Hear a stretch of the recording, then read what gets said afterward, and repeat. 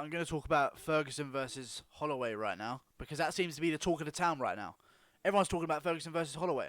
That sprung out of nowhere. It got sprung on Dana White during the press conference that Tony Ferguson tweeted Max Holloway.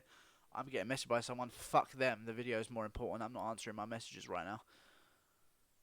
Somebody told Dana White in the press conference afterwards that Tony Ferguson had tweeted about fighting Max Holloway after the Khabib fight didn't work, and the response from Dana White was exactly how it should have been. He was like, "Wow, I really like that. I really like that." Did Woodley call? So the fact that he went, "I really like that," means that he's had on his mind for a while. Oh my God, Khabib's just going to be suspended, and we're not going to be able to make any fights. He seemed so relieved when someone told him that Tony Ferguson felt like fighting at Max Holloway. That it says it all over. That's the next fight that's going to be made, in my opinion.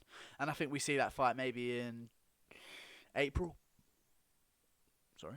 In April. Because Max Holloway, I don't think he's going to want another long layoff, but he does need a bit of a break after that last fight because he did take a lot of damage. I'm speaking so fast right now, and I'm going to keep going, boys, at record speed. I think Max Holloway wins. I think they both play the same game. They both play the same pace game. But I do think they're very similar people. I know that there's a joke about they look similar, but they don't. They just both have really fucking pointy out ears. But they are very similar. They both weaponize pace. They both have high output. They both have dangerous jiu-jitsu, but kind of rarely rely on it. They use it to sort of keep themselves out of submissions more than not. And both of them have that sort of risky kind of take damage style. However, I will say this. Say it's because lightweights hit harder. Max Holloway seems to have a lot better chin than Tony Ferguson. Tony Ferguson recovers well, but he does get wobbled. Lando Venata wobbled him, almost finished the fight twice in their fight. Lando Venata isn't even a ranked lightweight, and he wasn't even a ranked lightweight at the time. Tony Ferguson also got rocked by Kevin Lee. He also got put in top mount by Kevin Lee and beaten the shit out of, and then Kevin Lee obviously gassed. He also got rocked by Anthony Pettis twice in their fight and almost got finished on both occasions. He survived. However, I'm saying is, Max Holloway doesn't get rocked like that. Max Holloway, you never see Max Holloway getting dropped. I don't think he's ever been dropped in his UFC career, as far as I know. I don't think he's ever been wobbled.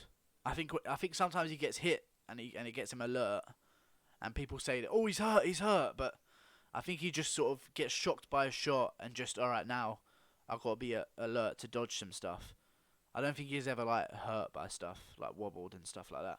But I think Max Holloway beats Tony Ferguson, and I think he TKOs him.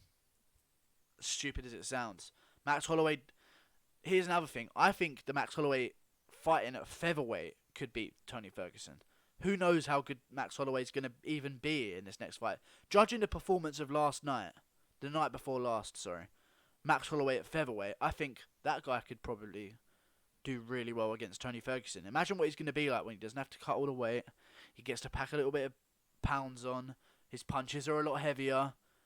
He's not draining himself. He can take a lot more of damage, a lot more abuse. He's probably going to have a better output and better cardio because he isn't going to put himself through the weight cut the night before. It's hard to believe that Max Holloway will be even better than he is now. That's what I'm saying. And I think he has the similar dimensions to Tony Ferguson. Tony Ferguson's normally the taller guy. I think the only difference is Tony Ferguson mixes in kicks a bit better, and he goes for a few more submissions than Max Holloway does. Even though Max Holloway does have his submission wins, he seems to favoritise the feet right now. But I do think that Tony Ferguson is a real savage kind of guy. And if you're not going to knock Max out, what can you do? You're going to slice up his face with elbows, and hopefully he's going to just quit on you. But Max Holloway obviously won't quit.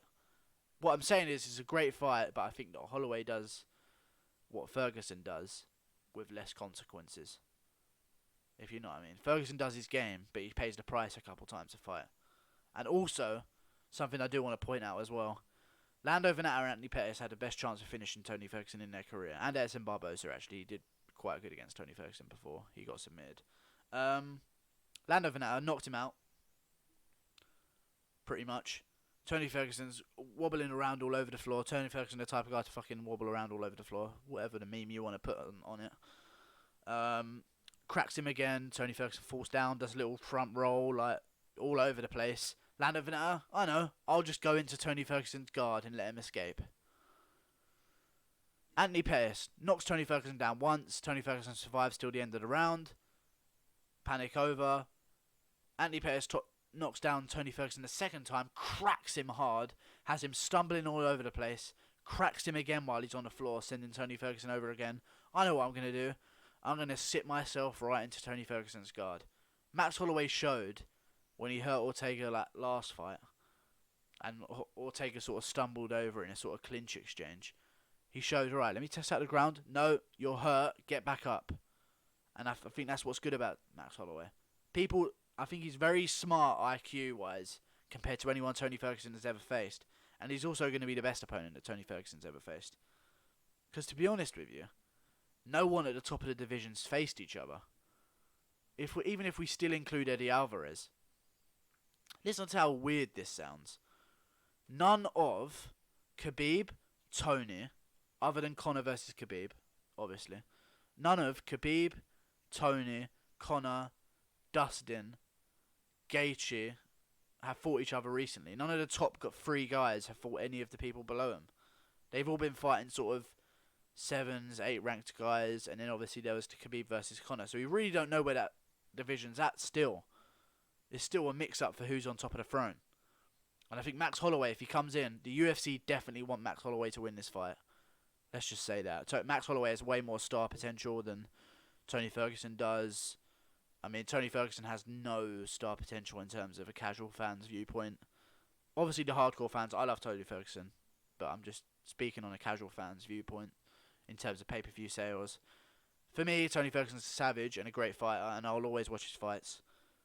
For a casual fan, Tony Ferguson is an escaped mental patient who's just escaped his mental facility, just got out of the straitjacket, and he's got a fake camera crew following him around pretending to be a fighter. He's just a nonce, a little paedophile creep, honestly. Tony Ferguson's a weirdo. He will not translate well to casual fans. But I think Holloway has a chance to do it. And I think he has a chance to either win by decision or finish. Because the Holloway that I saw last night, the night before last, I think could stand a real good chance and potentially beat Tony Ferguson. Imagine what the Holloway at 155 is going to be like. We've only seen good things from guys moving up in weight. Off the top of my head, Robert Whittaker, Anthony Smith, Daniel Cormier. We've only seen good things. Only seen good things. I was going to say Conor McGregor, but, you know.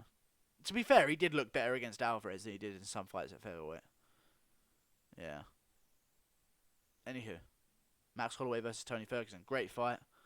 I think Holloway's just going to push the pace a bit more accurate with his strikes. He's also a bit more durable, I think. I think Tony Ferguson's going to make it ugly. I think Holloway's going to be the smarter fighter. Stay outside of Tony's range. I think Tony's going to use a lot of kicks if they do fight. I guarantee you this fight takes place.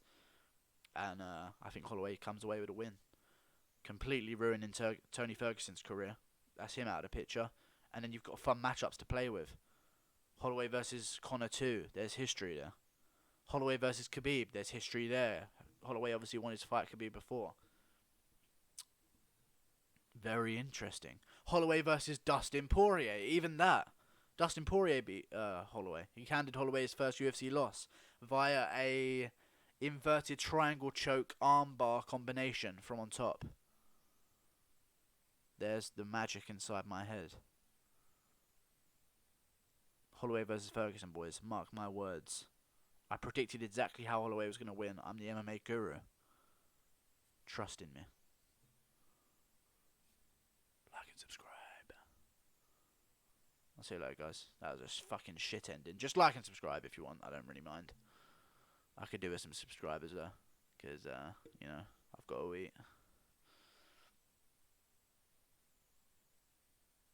Bye.